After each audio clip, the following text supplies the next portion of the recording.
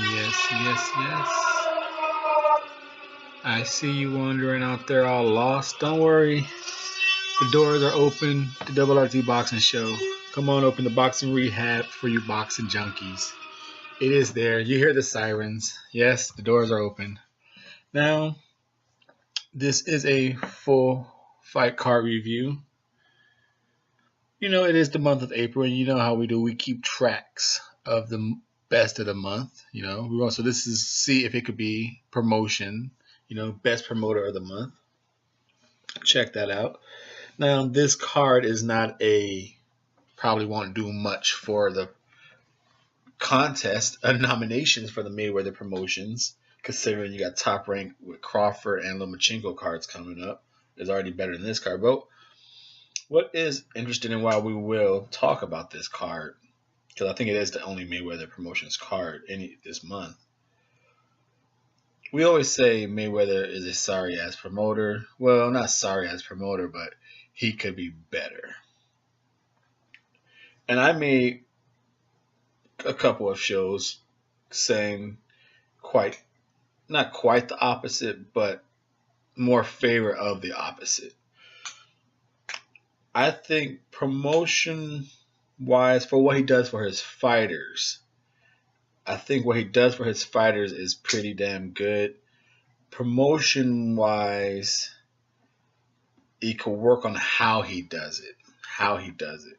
You know, we know he repeats a lot of the same shit and brings himself involved. But what he does and gets opportunities for his fighters is pretty legit. You know, when people say like, "Oh, he don't do this," sometimes I think it is a backstory. And when the fighters who you hear talking that they don't give opportunities to, do they show up in the ring when they do get the opportunity? Oh, I didn't have a layoff, whatever. You know, hey, shit came around, he gave you opportunity. Like I said, don't forget. People tend to forget that when Caleb Truax defeated DeGale, Jalen Love turned that fight down. And he's like, all right, well, can't do nothing for you then. Shit, fuck, you know, I wasn't doing nothing for you, but hey, I got something for you. A title shot out of nowhere, and he fucking lost. You turned it down. So, you know, he got a Ron Gravel title shot with Benavides, two of them. You know, and Tank, uh, Tank is throwing him under the bus, but like I said, I always thought he's doing Tank really damn good, considering the popularity of Tank and also the criticism of Tank's resume that he gets. You know, he got Pedraza on a title shot when Pedraza was opening the interview saying, "I'm going to give up my belt because I can't make the weight anymore." Hey, Floyd called me for a fight. Say, "Hey, are you going to want to fight for this check, or you want to give up the belt?" Hey, I fight for that check. So it's on the Boxing Voice, you know. Pedraza live interview called in, or you know, Ness does it. He calls the fighter. They talk over the air. So Ness had Pedraza saying that shit. So Floyd hooked Tank over there. So anyway, he don't have much fighters, you know. Badu Jack is towards the end of his career, especially with that gash, especially if it has a tendency of opening up. So, you know, you see he's doing his little like protein bars or vitamins somewhere, like he's launching shit in China. So Badu Jack is thinking. And so this was a Mayweather promotion under like another undercard. Like I think last week he had another one. I think with Newman on it. But you know, I covered this one because I have time and it's start the fresh month. Young talent, and before the end of the show, I always forget that commentator's name, but the Mexican cat or the Latin cat. I don't know if he's Mexican, but he said out of the three young prospects they're going to have on the show box, he picked Xavier Martinez to be the best one. And out of the three fights, yes, watching the three young talents, you would have to agree. Because Andres Cortez, they're all victories, the three guys, but Cortez came on strong late, but you saw the high guard, too high, the body wide open. You saw that fight, but it was still a competitive fight. Like all these young competitors, the fights were good for their levels. They were matched pretty well. uh, Xavier Martinez, he took the guy out. Came out with he set the tone of the fight right away. Walked his opponent down, put the shots together, landing hard, meaty shots, and then it led to that was good. The one they picked made short work, kind of showed why 2 rounds. Hey, you guys said I was gonna be the best. Easy work. You ain't got much to say about me. It was a good performance.